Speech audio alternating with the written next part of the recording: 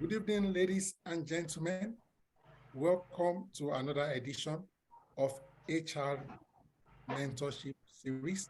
And today we'll be looking at a very interesting topic, designing and implementing a talent management strategy. Our facilitator for tonight is Mr. Lasun Adeshino. And for the benefit of some of us who may not be well acquainted with him, I'll just read a brief profile of his.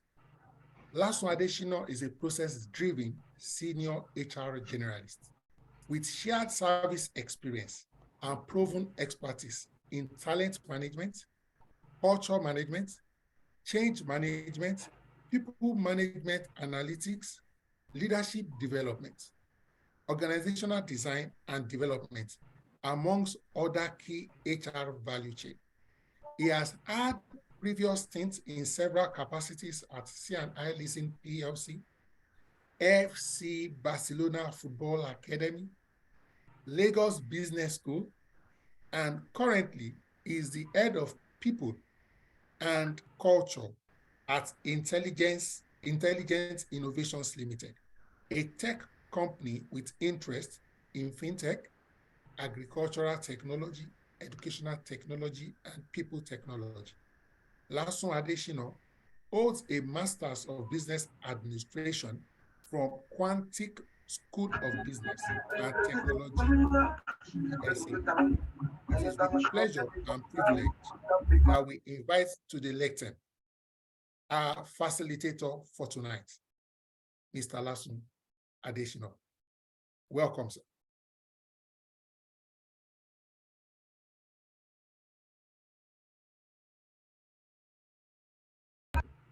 All right, good evening, everyone.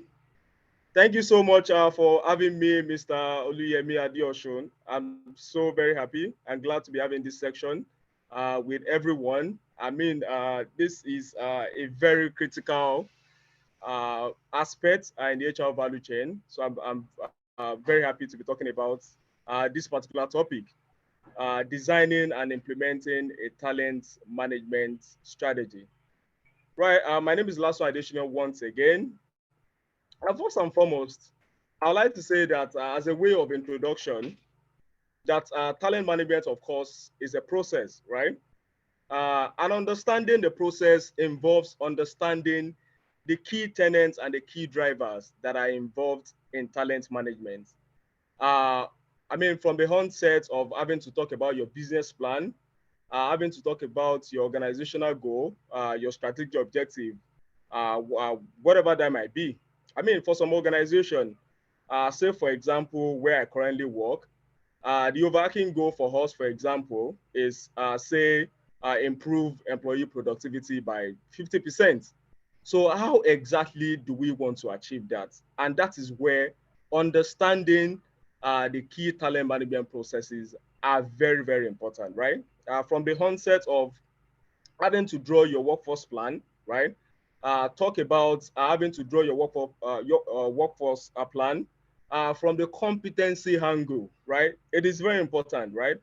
Up until, of course, you are involved with recruiting, having to find the right capable hands, stars that can drive, take your organization to the next level, and of course, getting employees, the new staff integrated in the organization by virtue of onboarding, and of course, this involves, the orientation process involves having, progress meetings to actually understand how where they are getting integrated in the organization, and of course, putting checks and balances in place to ensure that they are performing optimally, and of course, making sure that they have the right learning intervention by virtue of training, performance support, be that as it may. So we are going to talk about all of this: succession planning, compensation benefit, and of course, critical analysis, gap analysis. Talking about competency audits, vis-a-vis, and of course, so it's going to be a very engaging section, right? So one of the things I preach, when it comes to talent management, I often, tell people is that one does not necessarily have to be in a hurry, right? Of course, when you've drawn up work plan, you understand the key roles that are necessary, right, to take your business to the next level. It is very important that you actually identify these roles, both from the competency side and, of course, on the business requirement side as well. It is very important that you understand on this front, right? The drivers are to say that, oh, these are the people who are actually going to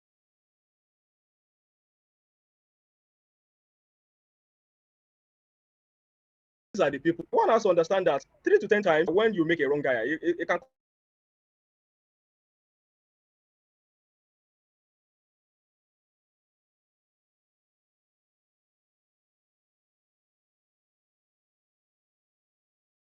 cost the organization, because of the fact that cost the organization, 3 to 10 times the annual compensation, that might be a role after 6 months. You then this person has not met the requirement to retain this particular person again. So one does not necessarily have to be in a hurry. So you have to do your due diligence, right, on all fronts to ensure that one, you're able to find the right people that can hit the ground running, culture value alignment, and all of that. You're able to check all those boxes. Right, so 3 costs are actually involved when it comes to making a wrong hire, right? The first one is, the time you've lost, right? You've lost money in the case where, you actually look for a recruitment agency to, recruit for that role for you. It's very possible that you've lost money. And when you hire those people and eventually you don't get to retain them, say after 3 months to 6 months, it means that you're losing money on that particular person and you've lost productivity. And these are some of the things that can actually be avoided if your talent management strategy is very strong. So it is very important as well. All right. So one has to cast his mind as an HR professional, right? That it actually takes time, right, to master the job.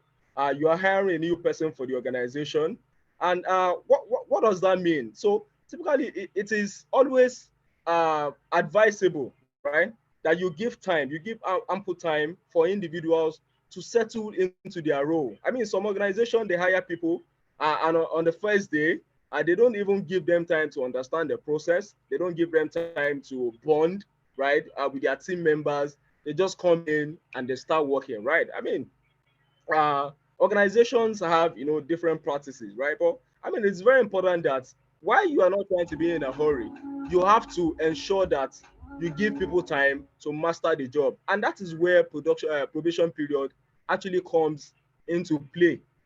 So a survey was actually done, of 610 CEOs. It was done by Harvard Business School, which actually estimates that for a middle level manager, we are talking about people that even, I mean, they have the competency, right, to do the job. Sometimes it takes more than 6 months, right, to reach their break-even point where you can say that, oh, this person has actually settled into this role and they are able to hit the ground running. So uh, HR professionals have to, have this in mind as well, that you need to give people time, right, to settle into the job, to understand the processes, right, of the organization, right. So it all comes down to, you are not being in an hurry for that particular individual, to hit the ground running, and of course, start working as fast as possible, right? So it is very important as well as step 2, right? That you prepare, right? Right, when you are even trying to hire people, you are trying to hire individuals for a particular role. So you have the panelists and of course the hiring managers. So from what I noticed of recent, I noticed that HR managers or HR professionals do not even take time to tutor or to try and provide guidelines, right, to hiring managers on how they can conduct interviews successfully, right? So interviews for hiring managers should not just be on the technical side, right? Why they leave the HR people to do the behavioral and the culture fit, right? So anybody can actually do that. So I usually encourage HR professionals, HR managers to be invested in training hiring managers on how to conduct interviews professionally, right? So it is very important that you prepare, not just yourself. You have to prepare the panelists as well, right? Because it's a team sport, right? Recruitment is a team sport. So you have to ensure that everybody understands how to conduct interviews professionally, right? So are these panelists, are they experienced? Are they able to ask relevant questions, right? It is very important as well. And even as the HR professional, you have to, ensure that you study the CVs. You look at the requirements, the competencies, right, that are required for the job to to ascertain that individuals actually have the requirements to take on these jobs, right? So, and of course, it is very important as well to have an evaluation framework, a guideline that says that, oh, these are the metrics that we are going to use to measure individuals as to how they behave. We're able to evaluate them both on the functional, right, competency, on the behavioral competency, and of course, for managers and above, you're talking about managerial competencies as well. If you're able to lead a team and whatnot. So these are very important as well as you're preparing, right? Uh, and as you are ensuring that you are implementing your talent management, process or strategy. It is very important as well, right? So orientation, of course, just like I mentioned earlier in the process, orientation is very important. It's part of our hiring process, and I think sometimes a lot of HR professionals just overlook, this particular process because they think that the only thing they have to do as an HR person is just to welcome the individual to the organization. And once they welcome them, they give them their pack, their welcome pack. Just have a brief section with the hiring manager or the team lead, and that's it. No, it is very important that you actually have a very detailed orientation, right? Onboarding, right? With that particular that you are hiring for the organization, right? It is very important, right? Because this is how you get them internalized with the vision, the mission, and the values of the organization. It is very important, right? And of course, this is at the stage where you get their interest, right? You get their buy-in into the vision and the mission of the organization. So it is very important as well that you don't skip this process and you ensure that you have at least one or two sections with them, right? To even understand, even why they are within the first week, of taking on the job, you are able to, engage their mind, to tell them about the vision and the mission, the values of your organization, and of course, you can share the overarching goal, right, for each of the teams. You can share it with them and how they are able to key in into that overarching goal, what their contribution will be into that overarching goal. You're able to do that. So it is a time as well for retraining, right? For company specific skills and of course attitude acquisition. This is when you actually get, to integrate the kind of attitude, the kind of behavior you expect of them while on their job, and you expect of them while they are working with you in the organization, right? It's time for right teaming and just like I mentioned earlier as well for integration. So usually I usually encourage HR professionals, HR manager to assign a body, right? A body is someone they can mirror within that particular time you are getting them integrated, right? So I typically call them culture champions, right? Culture champions within selected departments, right? So they're able to mirror these people. These people are able to tell them about the core values of the organization. And of course, you can be rest assured that these people are able to pass this value, right? The ability to pass value is very important when you're assigning a body, right, to people during the orientation and the onboarding process. So, of course, it is very important as well to show them how they fit in into the organizational grid, right? How they contribute to the organizational objective, the strategic objective of the organization, just like I mentioned earlier, right? The overarching goal for everybody, how they are able and how important it is for them, right? How important they fit in into that overarching objective for the organization. You are able to do this. So it is very important as well that you get all of this done while during the orientation process, right? So we talk about talent management, of course. So if we break it down, so it's simply developing, rewarding, and retaining people in the organization. So many times people ask me, what's the difference between talent management and people management? I'm still going to talk about that as we progress, right? Because now for a lot of organizations, we are pivoting quickly to say people management, not just talent management. So we're going to delve deeper into that on how you can build a people management strategy, right? And when I'm talking about a people management strategy, I'm talking about how you're able to develop an EVP, right?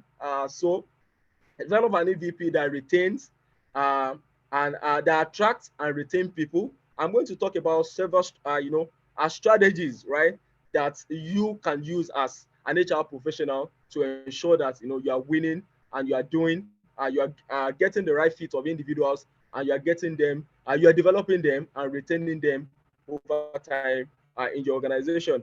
And of course, so first and foremost, so so the first question I would like to, I ask anybody is, how do you hire top talents? We're talking about stars, right? Stars that can make things happen in the organization, right? Because every HR professional is on the look for people that can move their businesses forward, that can achieve a particular objective, right? That can optimize a particular process, that can, ensure that the organization reaches profitability, right, within a financial year, right? So how do you get that done, right? So there are actually two ways, right? So you could go the external route of outsourcing, you and hunt, or you can decide, go the route of poaching, right? If you have a particular industry or where you like to attract individuals, you can go through this route, right? The external route, and of course you can do it internally by growing.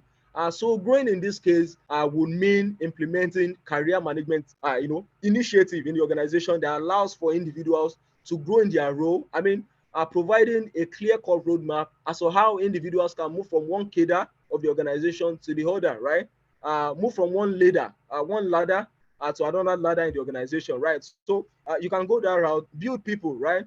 Learning and development, several learning and development initiative, of course, can be implemented, right? And of course, you can, and when you're doing this, you are preparing them for higher roles in the organization by virtue of succession planning. If you're able to implement a succession planning, initiate strategies successfully, and then you can promote, go the route of promotion, of course, job rotation and job shadowing. So these are two ways you can, hire top talent, stars for your organization, right? So I'm going to draw up, a particular analogy.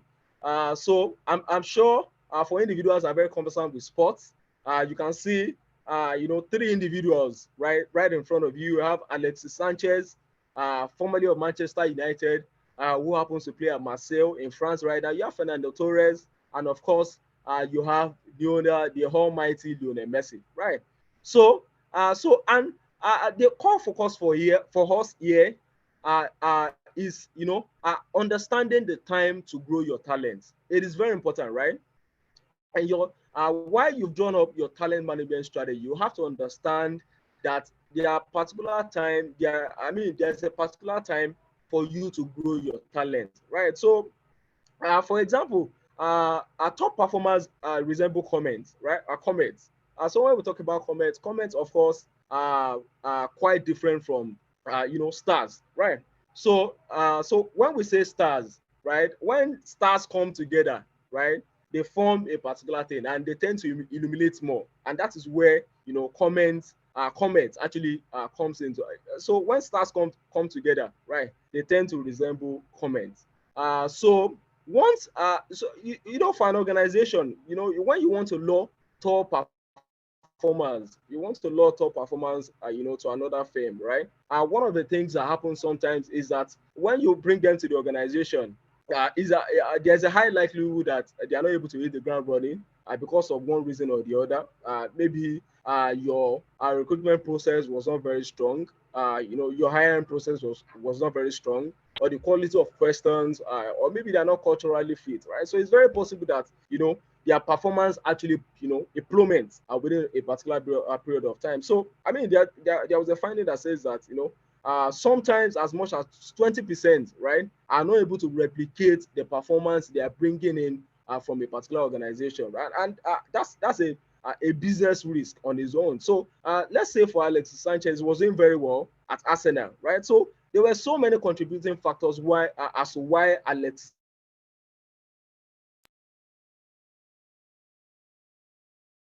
Sanchez was doing well, and everybody was expecting him to replicate that particular success at Manchester United, but unfortunately, it was not the case. So one has to isolate the contributing factors that could have led to that. Right? Same actually happened for Fernando Torres. Right? At the time, he was adjourned to be one of the best in the world when he was at Liverpool, right? Up until he moved to Chelsea in 2011 for a record, Premier League, transfer at the time. 50 million pounds was a lot of money in 2011. He moved at the time. But unfortunately, it didn't happen, right? For him, right? His performance actually plummeted when he joined Chelsea. So a lot of contributing factors must have led to that as well. And then we talk about Lionel Messi when he was at Barcelona. Also, why was Lionel Messi, an all-round star? Why he was playing at Barcelona? Because a lot of things actually contributed to that. The supporting system he had, the team he had actually contributed, to the success he had. So this can, could represent any of the talents you are hiring at your organization, right? It's very possible that you are hiring a superstar. You've heard about the superstar in a particular organization, and then you want to poach that person and bring the person to your organization. And then the person comes, and then it suddenly looks like, oh, this person was a superstar. So what could have possibly gone wrong, right? So these are some of the areas where implementing and having a strong talent management strategy can help you to spotlight, right? So just like I mentioned earlier, so why do start dim, right? So for example, Fernando Torres, say for example, Alexis Sanchez, why were they not able to replicate the same kind of success, right, that they had that he had at Arsenal and Fernando Torres at Chelsea? Why were they not able to to replicate that kind of success as well, right? Uh, there's according to Boris Gromberg, right? It was established that 30% of a star performance actually stems from individual capabilities, right? While 70% derives from resources and qualities specific to the company that developed them. All right, so there are a lot of, I would say, qualities, right? A lot of competencies that we're able to get from working in a particular organization, right? By virtue of the team you work with, by virtue of your line manager, the leadership, competency or the leadership management you are exposed to, right?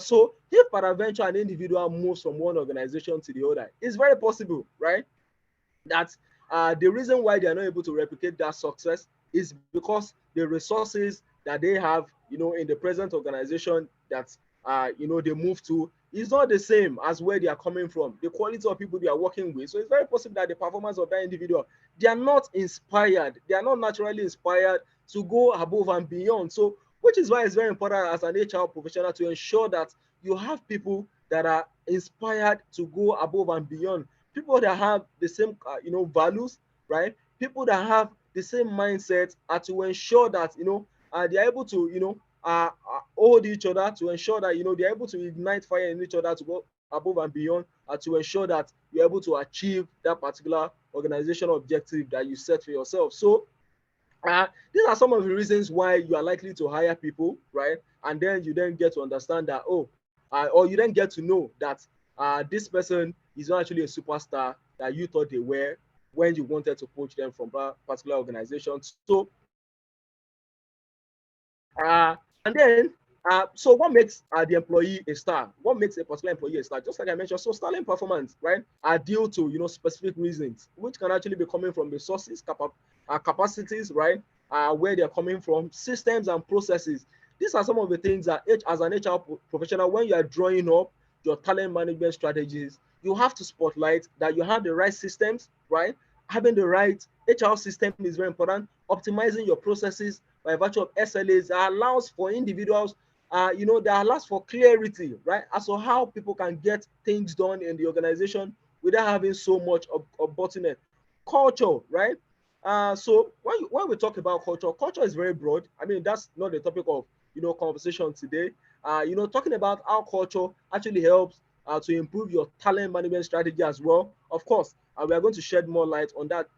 Team chemistry, right? Bonding, employee relations initiative, right? Are some of the reasons why an employee can have sterling performance. So you have to ensure that you make provisions for some of, all of these things, while you are drawing up your talent management strategy. Reputation as well, building reputation in the organization. a leadership, by virtue of implementing a leadership pipeline development, strategy or system, right? Where people are able to, grow from managing self to managing others to becoming functional managers, and of course, becoming, directors and, whatever the structure may be in your organization. So you have to create and ensure that there's clarity, for individuals, to ensure that they understand the process, and of course they're able to key into it. Training and development is very important as well. Of course, as well, training from the competency angle, and of course from the performance system angle as well is very important. So just like I mentioned earlier, information technology, ensuring that you have the right HR system in place is very important as well. Communication to internal networks. So this is one of the reasons why HR is now, of course, looking at implementing, say, an intranet where people can, engage, and of course, ensuring that people are ensuring that the organization is in sync, right? When it comes to managing the customer base as well, right? It's very important as well to ensure that, people uh, they are able to inspire themselves, to bring in their best performance to work. And of course, you can be rest assured that this can actually translate, to having multiple stars in your organization, right? These are very important, right? So we talk about talent retention, getting it right, right? So first and foremost, right? So when you're talking about getting it right, what are the things that you need to put in place to ensure that you're able to get it right, for your organization, right? This is very important when you are drawing a talent management or designing your talent management strategy, right? Talking about talent development, right? How do you want to develop people over time, right? How do you want to build their competence? How do you want to ensure that they are, of course, the competence they have, they're able to translate it, right, to their team members, right? How do you want to ensure that? How do you want to ensure that, they'll have a good reward system? You are rewarding people competitively, such that people ordinarily they are not motivated to look for, a job, right? They are not motivated to look for, job outside. And even when recruiters are reaching out to them to poach them, they understand that they are in a system where they are able to move from one level to the other, and there's a clarity as to how they can get that done, right? So it becomes easier for you to retaining people in the organization. Having in place a strong recognition system as well is very important, and of course a good performance management system. Putting in place a work-life balance, a strong work-life balance, structure as well is very important. Good leadership and effective communication, because all of this, if you are putting all of this together and there's no leadership buy-in, you can be rest assured that it's very likely that you're not going to, get the right kind of success, right, that you're expecting by putting in place all of this. So having in place a good leadership, system as well, having the leadership buy-in is very important to ensure that, you're able to retain people in the organization. So talking about talent development, right? One thing that is very important when it comes to talent development, right, is ensuring that you have a plan, drawn right after recruitment, right. So what I mean by that is, so talent development approach could actually take different. So talent development could actually take different approach, right? From the angle of coaching, from the angle of learning and development, from the angle of mentoring, from the angle of succession planning. So it could take different form, right? Depending on what exactly you think would work for your organization. So embracing the 70-20-10, so the 70-20 rule in this case will mean that employees, of course, we can establish that most of the things that we learn, so we learn from the job, of course, we learn from taking a particular course, and of course, we learn from informations we can gather around. So the 70-20 rule actually makes provision for that. Learning on the job is 70%, providing that opportunity for them to learn on the job. So you encourage your line manager, you encourage managers, right, to coach and mentor people, right? Because it is very important as well that managers are able to leave a drop of their self, invest a drop of their self right, in their subordinates. And that is how you build a strong succession and management, or a succession plan for the organization, right?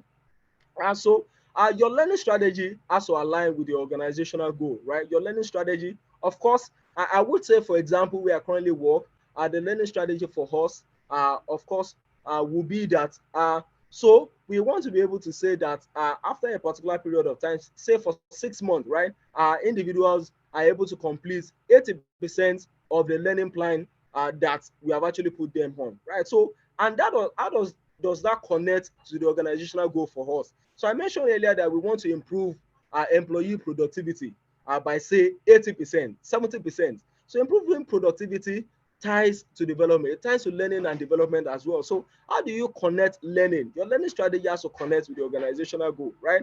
So the learning should be competency focused, right? You must have run a successful competency audit to identify areas, right, where individuals are learning both, they are lagging both on the functional, the behavioral, on the managerial. And of course, I personally, for myself, I mean, I've happened to have developed a competency framework and dictionary, which was more than 100-page document. So organization has to take a deliberate, has to be deliberately invested, right, in getting in place some of these things, to ensure that your learning and development, of course, your talent development strategy is very strong.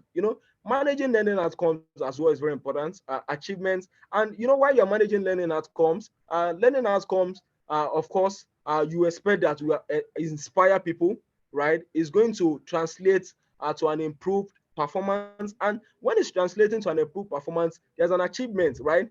Because you are achieving a particular goal, right? It's translating to you achieving the business objective, the overarching goal you've set for yourself, right? You have to ensure that you put in place the right rewards as well to motivate people, right? To key into that learning and development, plan you have for them, and the strategy you've drawn up for the organization. So training and development as well should include mentoring and coaching, just like I mentioned earlier. And of course, you have to follow the 70-20-10 rule. 70 learning on the job, of course, 20, of course, ensuring that you provide them, learning from team members, and of course, the 10, ensuring that you provide them the opportunity to take a course, and of course, you put them on the training plan, and of course, you're able to measure, right, at the end of the day, what the impact of those training plan has been, right? The training need assessment and whatnot. So training across cadres as well is very important. Measuring effectiveness, just like I mentioned earlier, is very important as well. And so you have to ensure that you get all of this done to ensure that you have a strong talent development strategy, right? Those are very, very important, right?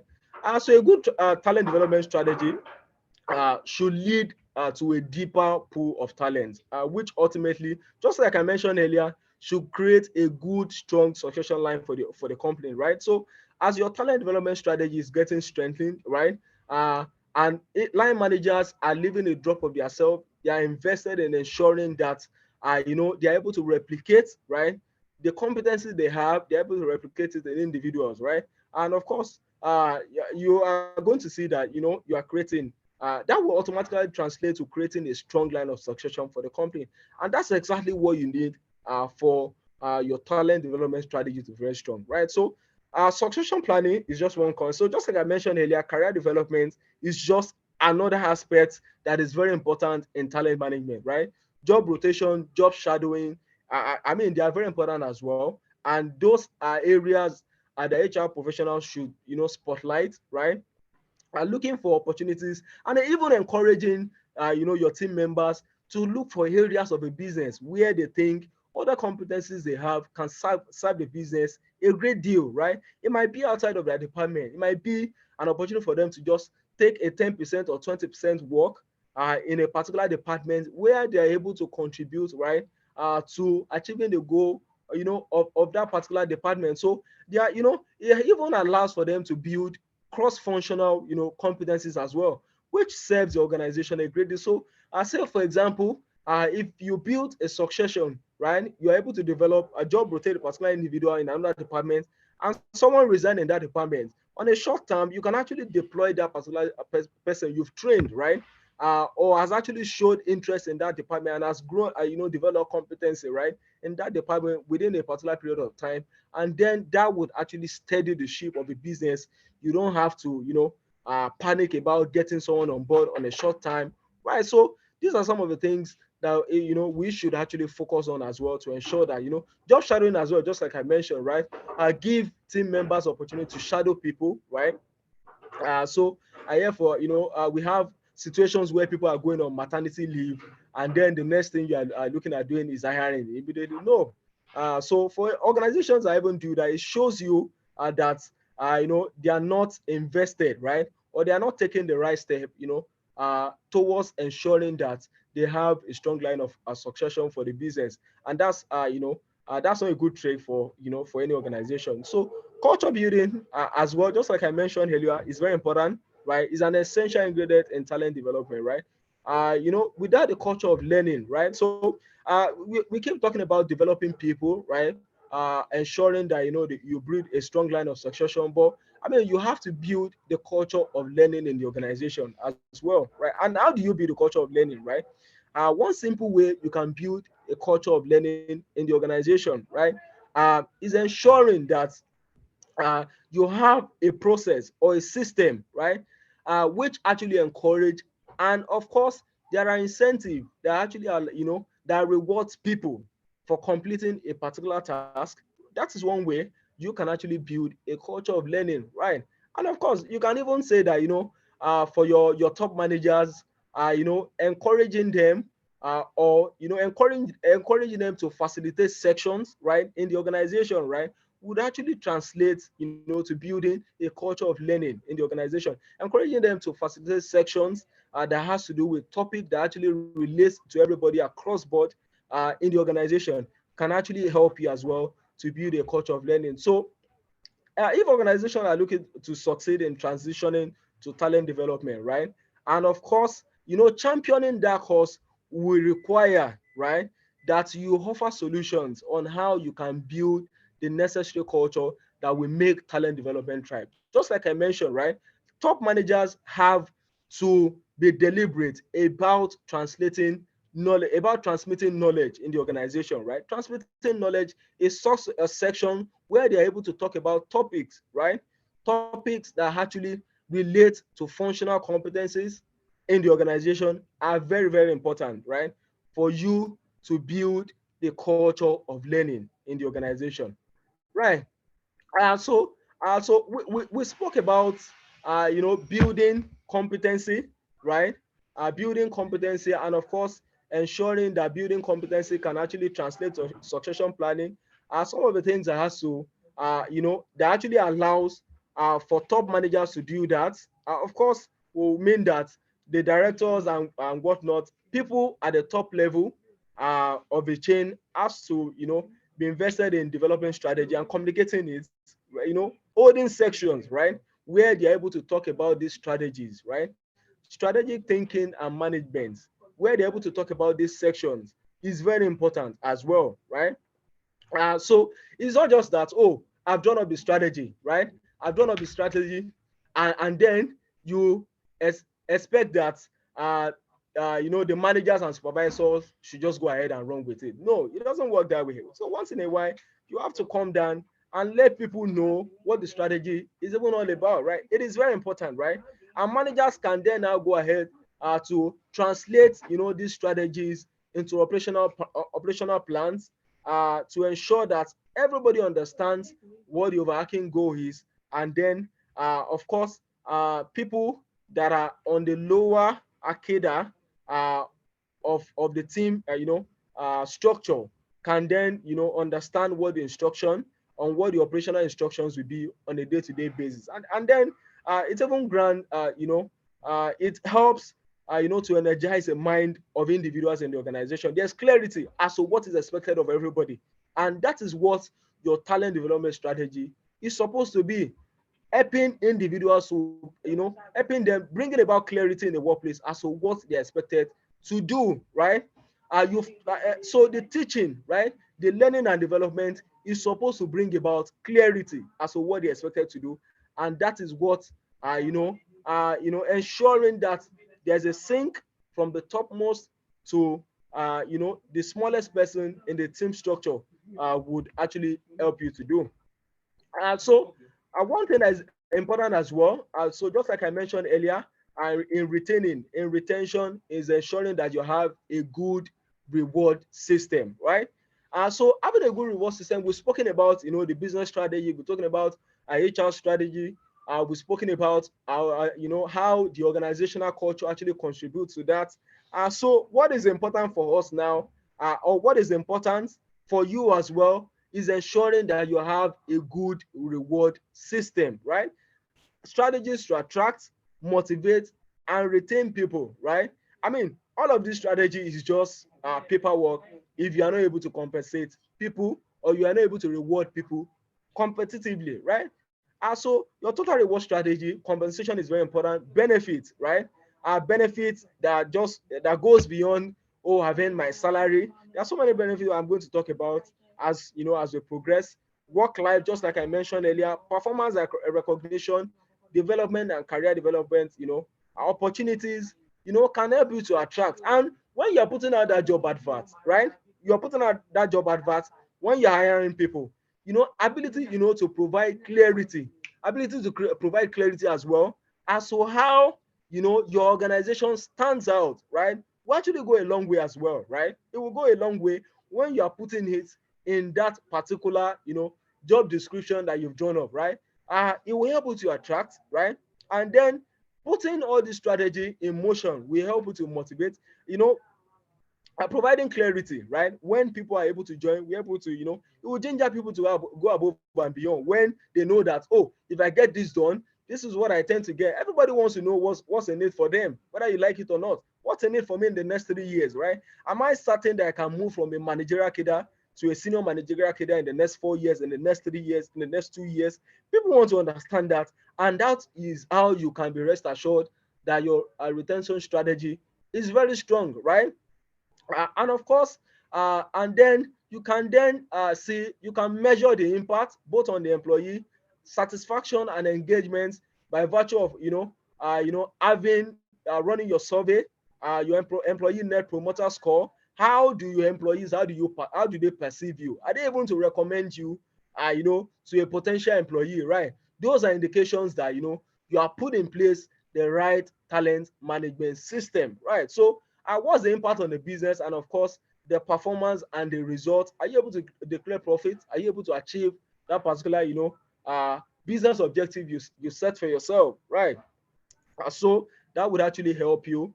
So putting in place a good reward system, compensation, benefits, work-life balance actually helps you to ensure that to retain the stars in your organization. You can't leave it out, whether you like it or not. You can't leave it out.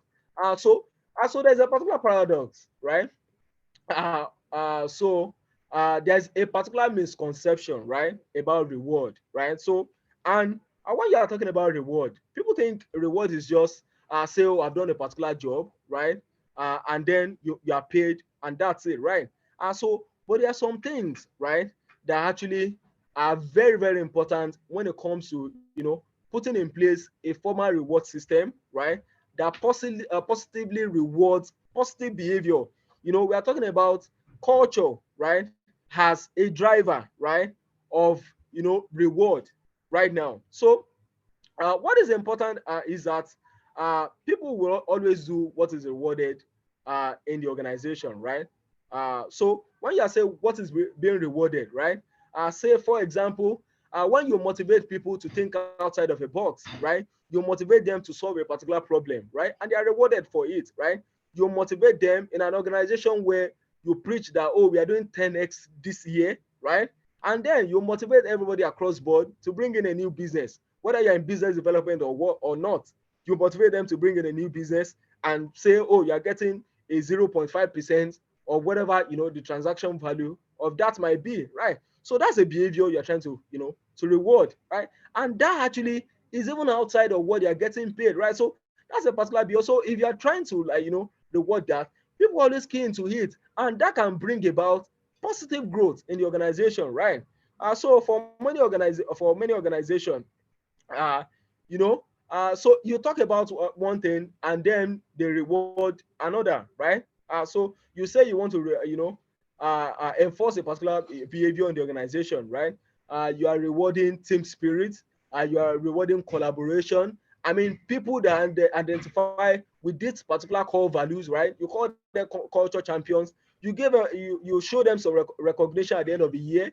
Maybe when you're having your year at the end of the year dinner, you recognize them and even attach a particular monetary value to that, right? So you can see all of these things, but I mean, putting your mouth where your money is very important. So you have to reward positive behavior in the organization, the desired behavior that you want, right? You want people to replicate, and bear it in mind that this particular behavior you are rewarding could actually help you to achieve all of the things we've mentioned earlier. They are very important, right? All the strategy you put in place, all the recognition system, everything, right?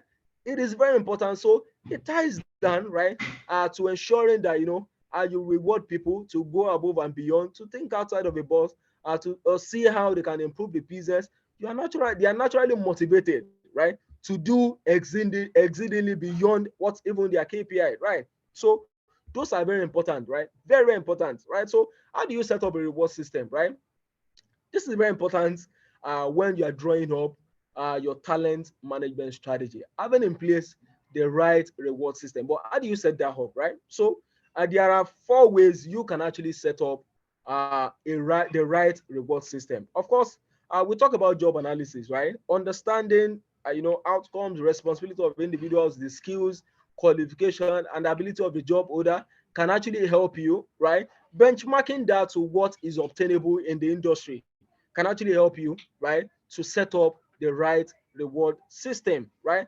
Comparing what you have externally, right, what the outcome of a job, right, the nature of a job, right, can actually help you to say, oh, this job is for a marine engineer, and I expect, on some days, I would expect that, oh, this person will go to the field, is going to do this, is going to do that. Or you can have this particular reward system for this particular role. Job description as well, right? Understanding the title, the goals, the roles, the reporting line, the performance outcome, right, are very important as well. You can actually, that can actually help you, right, to benchmark how much you think or how you think this person can actually be rewarded, right? How much you think this particular person should be paid for this particular role. Job specification, the ideal person for the job, right? The academic qualification, professional, qualification. Oh, this person should have ACCA. This person should have SPHRI. This person should have SHRM, SCP, right? Can actually help you, right?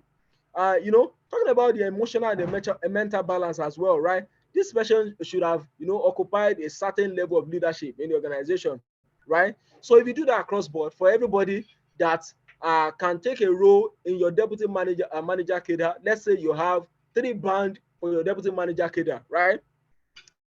You can say, oh, someone that has say 7 years and probably has SHRM, the other person can have 7 years and not have SHRM, right? So evaluating that can actually, help you as well to say, oh, this is how much we can pay for this role. And that is where job evaluation, actually comes into place, right? Benchmarking roles across the organization, irrespective of department, right? So let's say for managerial band one, what we want to pay for this role is 10 million, right? So, and you have to benchmark, look at other roles that actually does or performs the same responsibility, the same weight, right? Or what of job in the organization to say, oh, anybody, we are putting on this band, we want to pay this person 15 million, right? And that is the basis for salary grade for various jobs in the organization. Benchmarking, based on how much a job is worth. And which is why it is very important as well that once in a while you conduct a salary benchmark, right? Have a salary benchmarking process, in the organization. You could do that, engaging external parties as well to know what is currently obtainable outside to ensure that you're competitive, right? It is very important, right? And I typically do that as much as frequent as on a yearly basis, right? To know what is currently obtained, because like it or not, inflation is kicking in, right? People are always going to ask for more money, and then to ensure that you are competitive, you have the right reward system. You have to ensure that you are progressively benchmarking what the job is worth in your organization with what is currently obtainable in the market. It is very important for you to ensure to do that, to ensure that you have the right reward system. Recognition, just like I mentioned earlier, is very important, right? An organization should not expect its employee to, appreciate having their behavior motivated with a reward system. You should not expect, right, loyalty or commitment, right? A recognition system, right, is likely to have an impact on the bond the employee has for the organization, right? You should not just expect that people are just naturally going to be motivated to do things, right? So putting in place recognition system, increases loyalty, commitment, just like I mentioned earlier, right? So, and it is very important, right, that we learn to, you think paying the salary is just a way of saying thank you, right? That's not just what is important. Saying thank you, right? Motivating, getting the organization, to give people a round of applause, right, when they complete a project. This goes a very long way, right, to ensure that you're able to retain people as well on a long haul in the organization. I mean, and then so this finding was actually done. It was actually established by Frederick Hansen, right? Just to mention, right? So the culture of recognition, right? Building a culture of recognition is very important. So according to a survey, right, of 500 companies by Achievers in 2019, high recognition companies have 31% lower voluntary turnovers than companies with pure recognition culture. I mean, we can't overemphasize that, right? You can't overemphasize it, right? That having a high recognition, structure, right, in place, right, or having a recognition structure in place, having a culture of recognition would actually motivate people to stay longer in an organization than when typically you just expect people to do the job, and all you think is necessary is just for you to pay their salary, and that's it. It doesn't work that way. So employees want to work for an employer that recognizes and reward their contribution to meaningful work. Recognition, a simple thank you, just like I mentioned earlier, that motivates people to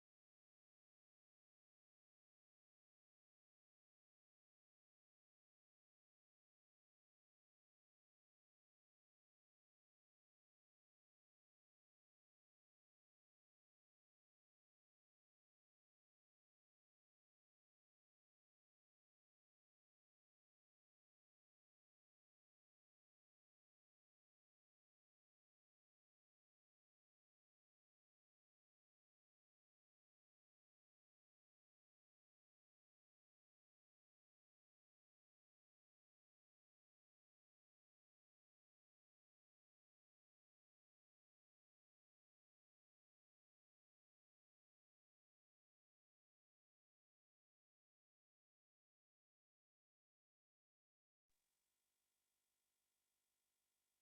Mr. Adeosho, are you there?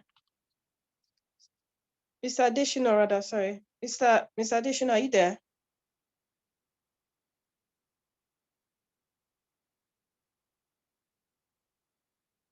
Sorry, please, can you signify if you can hear me? Please, can you use the chat? Just say yes in the chat box. I can hear you. Okay.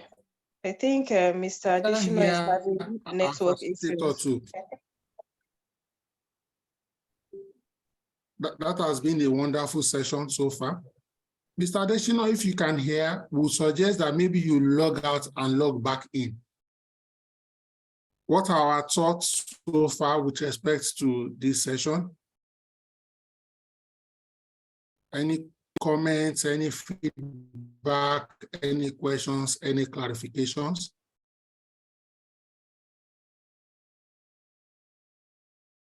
Mr. Larson, just in case you can hear us, we can't hear you. You may wish to log out and log back in. Any questions, any comments? Uche, what are your thoughts so far?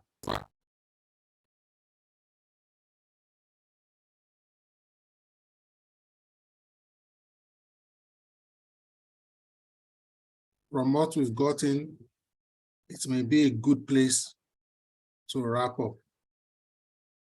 But I'd like to confirm from our facilitator. So just give me a moment to reach out to him. All right, thank you so much, ladies and gentlemen. This has been an engaging session with our facilitator. In 1 minute, if you have any questions or comments, you may want to make it. Otherwise, we can call it a wrap for tonight.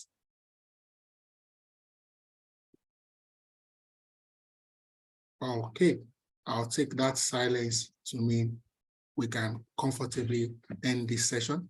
Thank you to our facilitator who has done an excellent job tonight. Thank you to everyone who has made it a point of duty to join us. We'll be having another wonderful session tomorrow evening by 7:30. Please stay on the beat. Ladies and gentlemen, good evening and good night.